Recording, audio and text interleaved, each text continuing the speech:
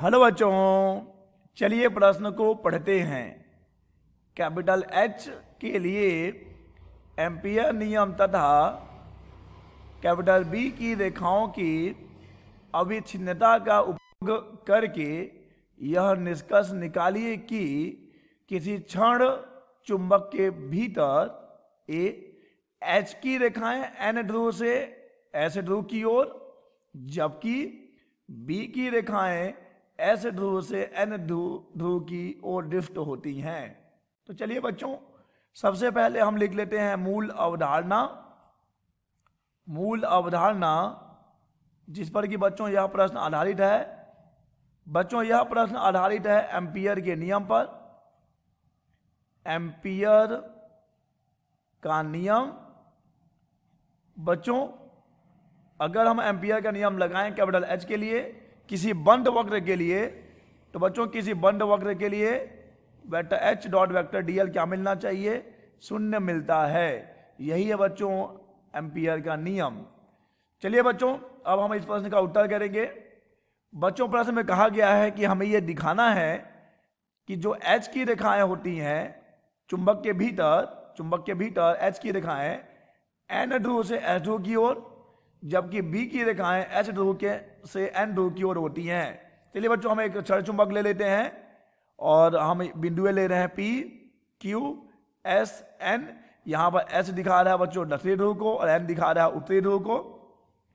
तो बच्चों यहां पर हम एक लूप ले रहे हैं, एक बंद वक्र ले रहे हैं और जिसे हम नाम दे रहे हैं सी। तो बच्चों हमारा सी जो बंद वक्र है वह एक एम्पियरीय लूप के जैसा व्यवहार कर सकता है, एम्पियरी लूप के जैसा व्यवहार करेगा। और बच्चों जब हम यहां पर इस एम्पियरी लूप के लिए नियम लगाएंगे तो बच्चों हम लिख सकते हैं कि Q से P, बच्चों बात हो रही है Q से P की, vector H dot vector DL। और बच्चों यहां पर हम वेक्टर H को क्या लिख सकते हैं? वेक्टर H को हम लिख सकते हैं बच्चों, वेक्टर H को हम वेक्टर B संबंधित कर सकते हैं म्यू नॉट से भाग देकर। तो यहां से हमें मिल जाएगा Q से P vector B dot mu naught vector DL। ठीक है बच्चों। अब बच्चों देखिए, हम जानते हैं कि B जो हमारा सदिश B है और जो सदिश DL है, इनके बीच का कोण क्या होना चाहिए बच्चों? इनके बीच का कोण जो होगा वो 90 से कम होगा। ठीक है बच्चों, मैग्नेट के अंदर की बात हो रही है, मैग्नेट के अंदर की हम बात कर रहे हैं। तो वेक्टर बी और वेक्टर डीएल का के बीच का कोण बच्चों 90 से कम होगा। और बच्चों 90 से कम होगा तो हम यहां पर vector B dot vector DL की बात करेंगे, जो हमें B D L cos theta के रूप में मिलेगा। तो बच्चों थीटा 90 से कम के लिए कॉस हमें धनात्मक मिलेगा। अतः बच्चों यहां पे हमें जो मिल रहा होगा, ये जो हमें मिल रही होगी, ये हमें शून्य से बड़ी मिलेगी। अतः बच्चों ये हमें मिलेगी धनात्मक। ठीक है बच्चों, ये हमें मिलेगी धनात्मक। क्यों मिलेगी बच्चों? एक बार देख लीजिए, फिर से देख लीजिए। वेक्टर बी और वेक्टर डीएल के बीच का कोण 90 से कम होगा, यह न्यून कोण होता है। और बच्चों अगर कॉस 90 से कम की बात करें तो जो कि पहले चतुर्थांश में आता है जहां पे कॉस धनात्मक मिलेगा, अर्थात बच्चों यहां पर ये जो हमने मान निकाला है यह हमें शून्य से बड़ा मिलने वाला है। इसका तात्पर्य यह है बच्चों कि जो B की दिशा होगी, क्योंकि ये धनात्मक है, अतः B की दिशा चुंबक के अंदर क्या होगी बच्चों? दक्षिणी ध्रुव से किधर होगी? से उत्तरी ध्रुव की ओर होगी। दक्षिणी ध्रुव से उत्तरी ध्रुव की ओर होगी। ठीक है बच्चों, B की रेखाएं S ध्रुव से N ध्रुव की ओर होंगी, ये हमने बता दिया। अब बच्चों आते हैं, अब हम एक दूसरी स्थिति लेंगे बच्चों। अब अगर हम बच्चों एम्पियर का नियम लगाएं पूरे इस बंद वक्र के लिए, यानी कि P से Q के लिए और फिर Q से P के लिए, यानी PQP बंद वक्र के लिए लगाएं, तो बच्चों हम जानते हैं कि बंद वक्र के लिए vector H dot vector DL का रेखीय समाकलन हमें शून्य मिलेगा। और बच्चों इस रेखीय समाकलन को हम दो भागों में तोड़ सकते हैं। एक हमें मिलेगा P से Q vector H dot vector DL, और एक हमें मिलेगा बच्चों Q से P vector H dot vector D L, और इन दोनों का योग हमें शून्य मिलना चाहिए। अब देखिए बच्चों, क्योंकि हम पहले ही दिखा चुके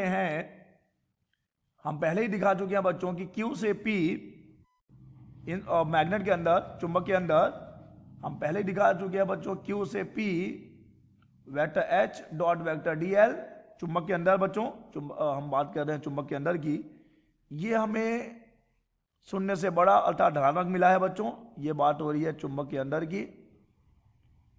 चुंबक के अंदर हमने ये पहले दिखा दिया था, देख लीजिए बच्चों, यहाँ पे हम दिखा चुके हैं कि Q से P vector H dot vector D L शून्य से बड़ा है, अर्थात बच्चों ये क्या है, धनात्मक है, और हमने चुंबक के अंदर ही लिया था।